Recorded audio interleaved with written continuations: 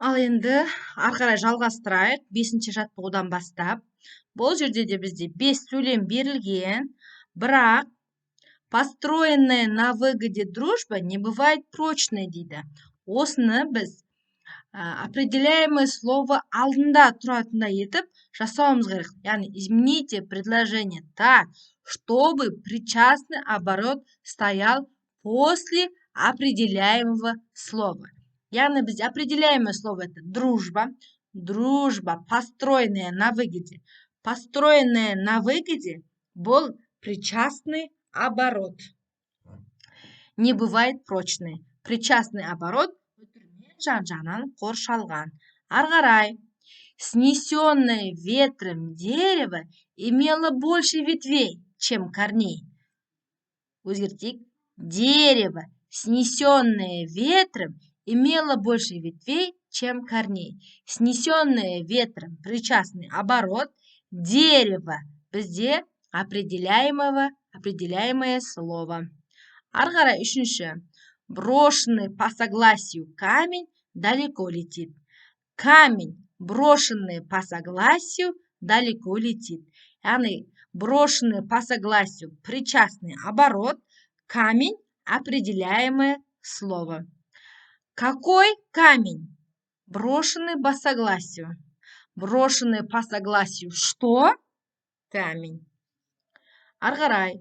Съеденный до работы хлеб создает лентяй. Хлеб, съеденный до работы, создает лентяй. Хлеб, определяемое слово. Съеденный до работы – это причастный оборот. Причастный оборотқа какой деген сұрақ қойып тұр. Какой хлеб? Съеденный до работы. Ары қарай. 5 предложение. Скроенная по чужой мерке шуба никогда не будет впору. Шуба, скроенная по чужой мерке, никогда не будет впору. Скроенная по чужой мерке. Причастный оборот. Определяемое слово у нас это шуба. Түсіндіре алдым деп ойлаймын. Бағанағы жаттығулардың жалғасы. Соны қайтадан еске алу үшін тағы да жаттығулар берген екен. 6-шы жаттығуда осы жаттығуға ұқсас келеді. Бұл жаттығуда, бұл жерде бізде 2 сөйлем берілген. Енді бізге былай жасау керек дейді.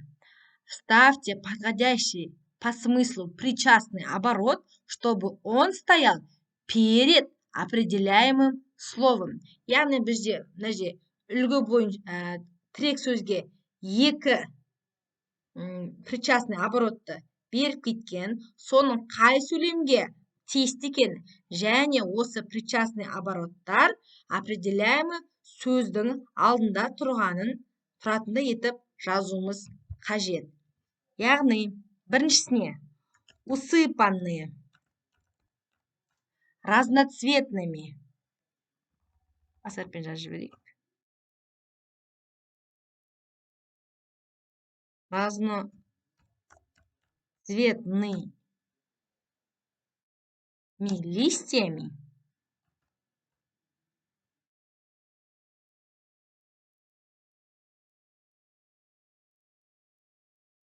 леса сияли всеми цветами радуги. Леса бізде определяемое слово, ал қалғандары сөйлемнің басқа мүшелері.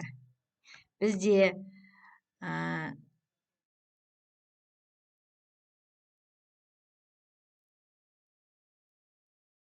усыпанные разноцветные листьями деген бұл бізде причастный оборот.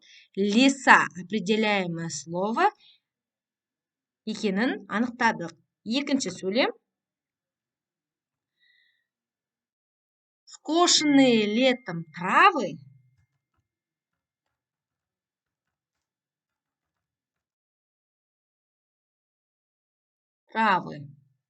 перевезли в деревню.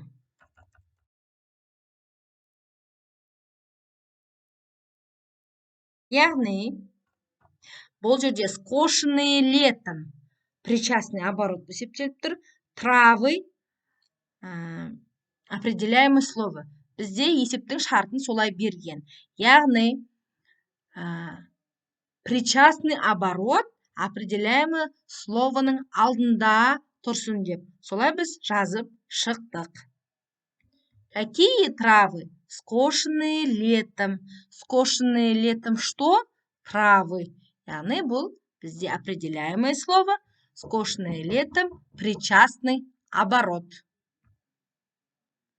Ал енді келесі жаттығуда не бар екен? Қарайық. Упражнение 7 дейді. Мәтінді оқы дейді. Мәтіннің ішінен причастный обороттарды табыңыз. Олардың знак препинания, яғни тыныс белгілерін қойып шығыңыздар дейді. Семья для ребенка является тем миром, где он живет, учится любить и радоваться, сочувствовать и переживать, учиться умению жить среди людей, постигать понятие добра и зла. Бұл сөйлемде причастный оборот бар ма? Бұл жерден біз причастный оборотты іздеуіміз қажет.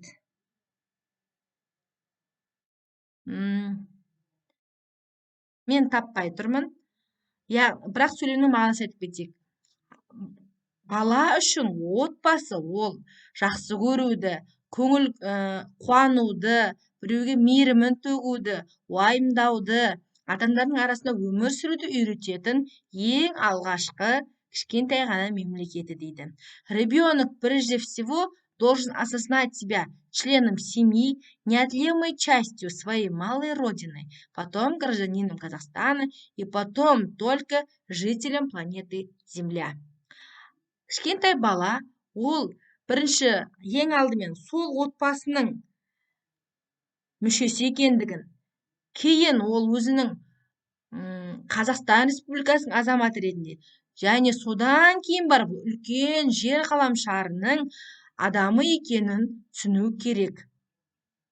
Мен бұл сөйлемдерден де причастный оборотты таппай отырмын. Арғарай. Семья – это среда, способствующая развитию нравственных чувств. Енді отбасы бұл көп тәрбиелік мән беретін, өзінің басқа да сезімдерді тудыруға үйреткен ең алғашқы отаны дейді. Бұл жерден причастный оборот көріп тұрсыздар ме? Суффикстерді байқап қалдыңыздар ма? Әрине, я? Способствующая развитию нравственных чувств сөзі причастный оборот. Ал семья бұл определяемое слово. Ол үтірмен анықталып тұр причастный оборот. Если отец и мать оптимистичны и друзья своего ребенка, значит ребенок состоится как человек, как личность. Егер ата-анасы баласына бар көңілді бөлсе, ол жақсы адамат болып өмір сүреді делінген екен. Бұл жерде бір сөйлемде ғана причастный оборот тұр. Оған үтірлерді не үшін қойылғандығын сіздер білесіздер деп ойлаймын. Түсіндіріп кеттім. Ал отбасы шағын мемлекет деген тақырыпқа мен толықтай келісемін.